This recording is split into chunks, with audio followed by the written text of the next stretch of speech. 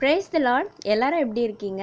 எல்லாரும் நல்லா இருக்கீங்கன்னு விசுவாசிக்கிறேன். ஸோ இந்த நாளே ஏசப்பா நம்மளுக்கு கொடுத்துருக்கிறாரு. ஸோ ஏசப்பாக்கு கோடி நன்றி. ஏசப்பா ஒரு மனதுருகிற தேவன் தெரியுமா? மனதுருகிற தேவன்னா ஒரு மனதுருக்கம் அப்படின்னால என்ன தெரியுமா? நம்ம எதுவுமே சொல்லலைனாலும் நம்மளுக்கு ஹெல்ப் பண்ணுறதா என்னது மனதுருக்கம். இப்போ நம்ம அப்படி யாரையாவது பார்க்க முடியுமா? நம்ம போய் நம்மளுக்கு கஷ்டம்னு சொன்னாலே இருக்கட்டும் இருக்கட்டும் அப்படின்னு சொல்லுவாங்க. இல்லைன்னா அந்த சைடு போயிட்டு சிரிக்கிறவங்கள தான் பார்த்துருப்பீங்க. கரெக்டா? ஆனால் தேவன் எப்படியா?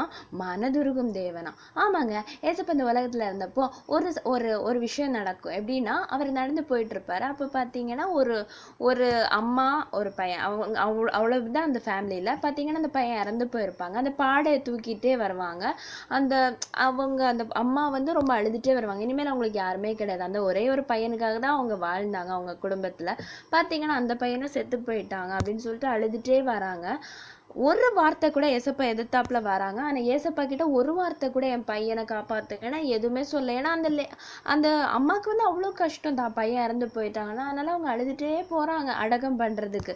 பார்த்தீங்கன்னா ஏசப்பா வந்து அந்த லேடி கிட்ட, அந்த அம்மா கிட்ட சொல்றாங்க, மகளே அழாதே அப்படின்னு சொல்லிட்டு அவங்களோட பையனை வந்து கை வச்சு உயிர் தெளிப்புவார். அப்போ ஆனால் அந்த வேத பகுதியை நான் வாசிக்கும் போது நான் யோசித்தேன், நம்ம போய் வந்துட்டு நிறைய பேர்ட்ட எனக்கு கஷ்டமாக இருக்குன்னு சொன்னால் கூட இறக்கம் செய்ய மாட்டாங்க.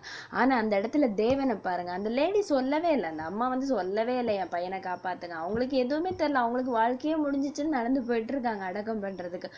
ஆனால் அவர் வந்து அந்த பையனை எழுப்பி அவளுக்கு இவன் தான் துணையா இருக்கிறான், இனி ஒரு பையன் மட்டும்தான் இருக்கிறான், இனி அவளை யாரு பார்த்துப்பான்னு அவர் யோசிச்சு செய்யறாருன்னா உங்களுக்கு செய்ய மாட்டாராங்க?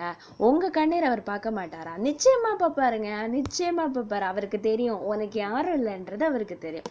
அப்ப அவர் மனதுருகி செய்வார். நான் ஜெபித்தாதான் தேவன் செய்வாரு அப்படின்ற நிறைய பேர் நினைக்கிறாங்க. கிடையாதுங்க. அவர் துன்மார்க்கனுக்கும் சரி நீதிமானுக்கும் சரி ஒரே மாதிரிதான் மழையை பொழிய வைக்கிறாரு. கரெக்ட் தானே? அவன் கெட்டவன், அவன் மேல மழை பெய்யக்கூடாது, இவன் நல்லவன், இவன் மேல மழை பெய்யட்டும் அப்படியா சொல்றாரு ஆண்டவர்? இல்லைங்க. எல்லாமே அவருடைய கைக்கிரியை தான். ஸோ அப்படிப்பட்ட தேவன் தான் நம்ம ஆராதிக்கிற ஏசப்பா. ஸோ மனதுருக்கத்தின் தேவன். ஸோ உங்களுக்கு யாரும் இல்லை, என் கஷ்டத்தை யாருமே புரிஞ்சுக்கல அப்படி நினைக்காதீங்க. நீங்க சொல்லாமலே, நீங்க வேண்டுவதற்கு முன்பதாகவே, நீங்க ஜெபிப்பதற்கு முன்பதாகவே அவரே வந்து உங்களுக்கு ஹெல்ப் பண்ணுவார். அப்படிப்பட்ட மனதுருக்கத்தின் தேவனை தான் நீங்களும் நானும் ஆராதிக்கிறோம். ஓகேங்களா? ஏன்னா ஏசப்பா உங்களை நேசிக்கிறாரு. ஓகேங்களா? ஸோ இந்த நாளே ஏசப்பா உங்களுக்கு கொடுத்துருக்கிறாரு. அவரே உங்களுக்கு மனதுருகி எல்லா காரியத்தையும் நேர்த்தியா செய்வார். ஓகேயா? So God bless you. Have a nice day and thank you for listening.